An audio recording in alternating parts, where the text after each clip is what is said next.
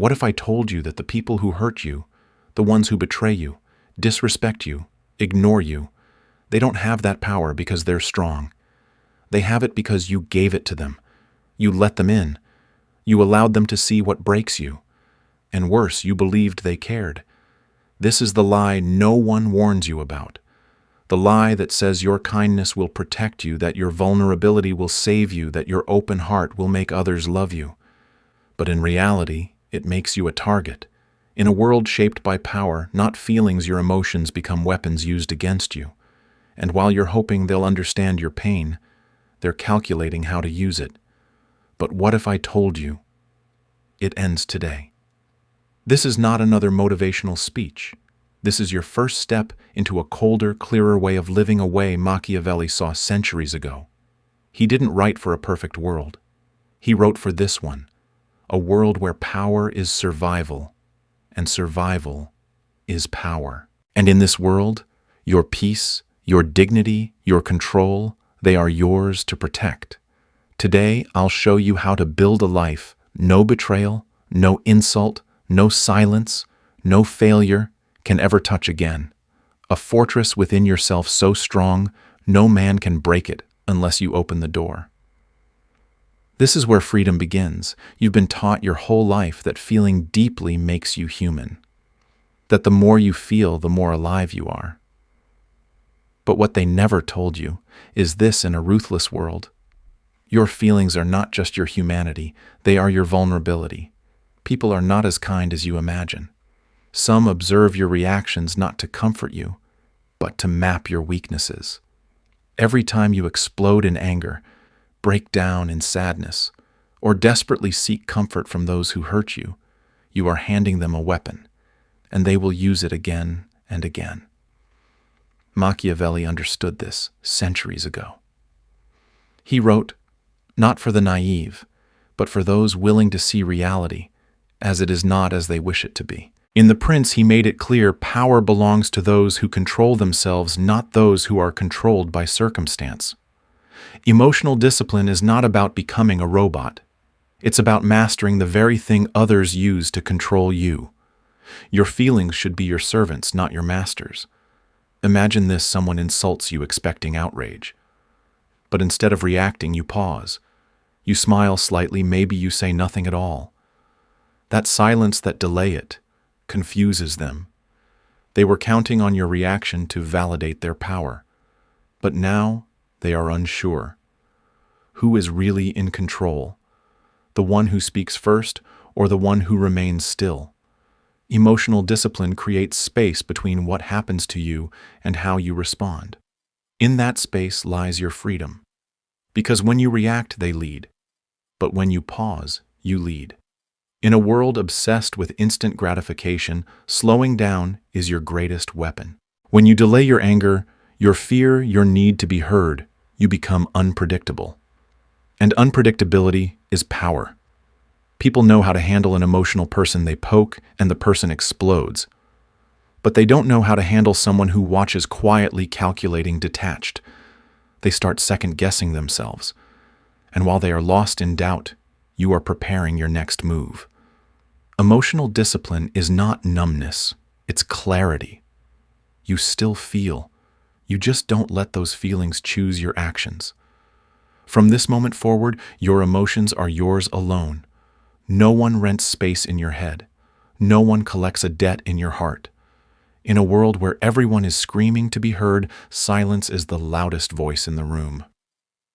The one who speaks least often controls the conversation, not because his words are many, but because his words are rare. Most people speak out of fear. They explain themselves when no one asked, justify their existence, when no one doubted them, and try to prove their worth to those who already decided to disrespect them. But here's the truth.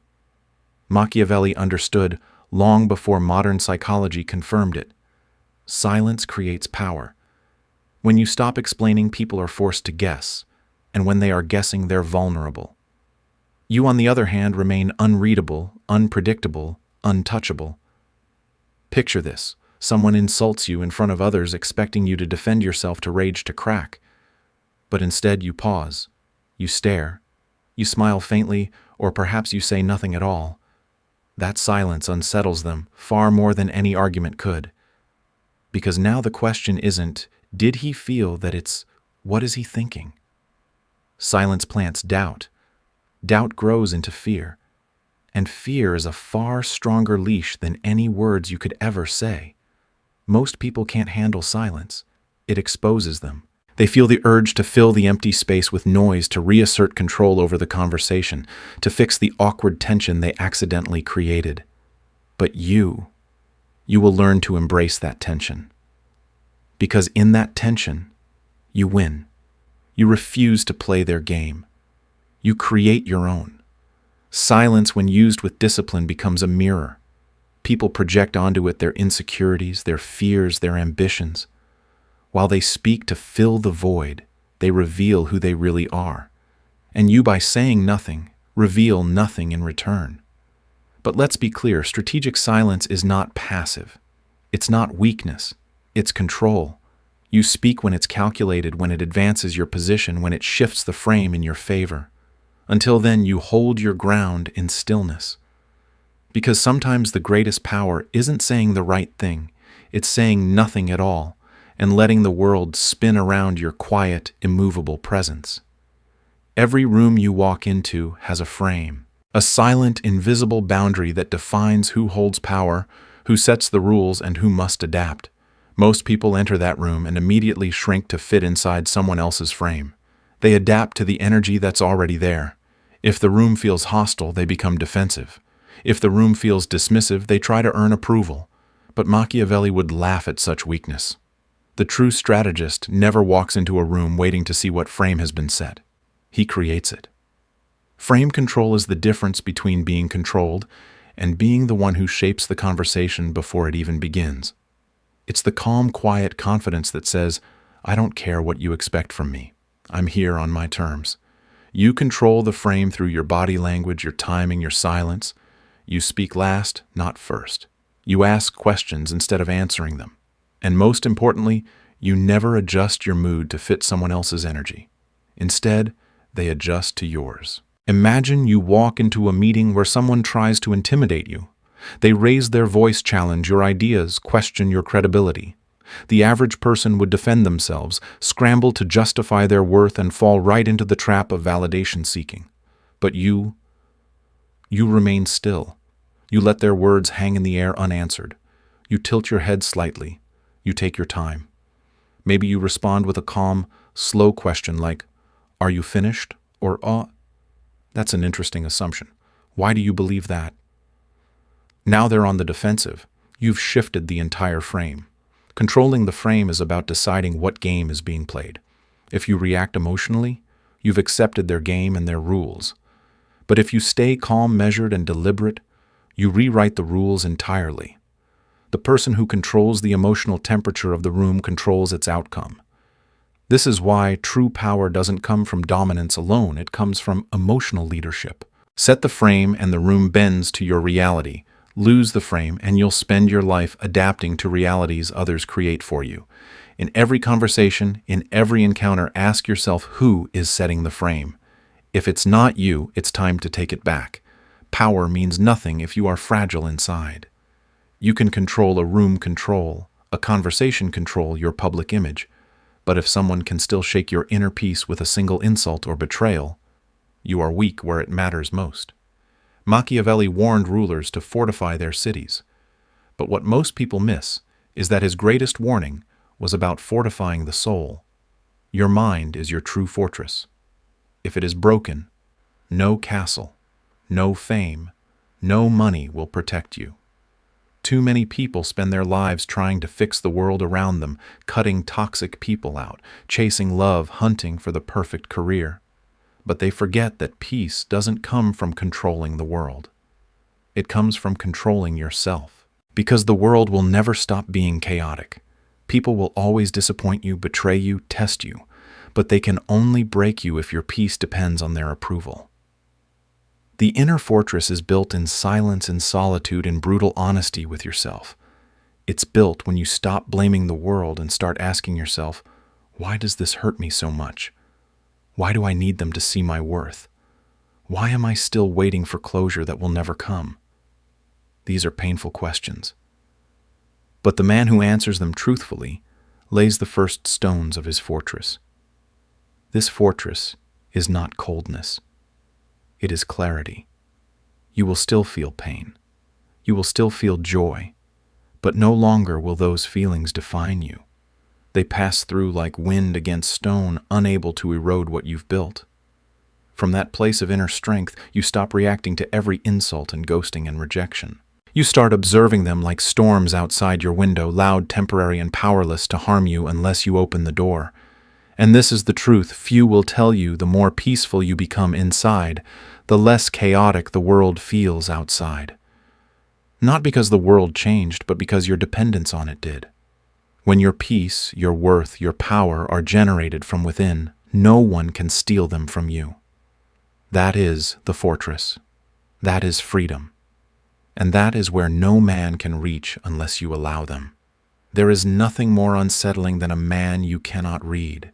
In a world addicted to oversharing, where people spill their hearts to strangers and post their wounds for public approval, the one who remains silent becomes a mystery, and mystery is power.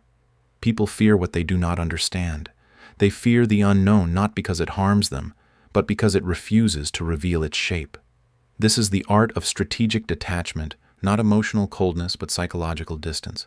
You feel, but you do not bleed in public. You care, but you do not beg. You observe, but you do not explain. When you detach, you stop playing the game others have trapped you in. They insult you to provoke anger. They ignore you to provoke neediness. They betray you to provoke collapse. But when none of these tactics work, when you smile at their insults, continue thriving in their absence, and adjust your plans without a single crack, they are left powerless, because their only weapon was your reaction. Detachment doesn't mean you stop loving, but it means your love is selective. It's no longer poured into broken vessels hoping they will stop leaking. You give your attention and warmth to those who've earned it and to no one else. Detachment is not withdrawal from life, it's full engagement, but on your terms, not theirs. And here's where the true power lies. When you are detached, people start projecting onto you. They fill your silence with their assumptions, their fears, their fantasies. They imagine you stronger, colder, wiser than you may be. They try to figure you out, but in doing so, they reveal more about themselves than about you. The less they know, the more they wonder. And the more they wonder, the more control you have. This is why the mysterious man always holds the room. Not because he is the loudest, but because people can't stop trying to figure out what he's thinking. You do not need to speak to dominate. Your presence, your silence, your refusal to be emotionally predictable, that is your dominance. And that mystery, carefully maintained, is far more powerful than anything you could say aloud. The reason people control you is simple: you still need something from them. Maybe it's their approval, maybe it's their attention, maybe it's their love. But as long as you're waiting for them to give you something, you're in the weaker position. And they know it. Machiavelli didn't write for people who waited for kindness. He wrote for those who took control of their reality. Because in the real world, the one who chases is always beneath the one who withholds.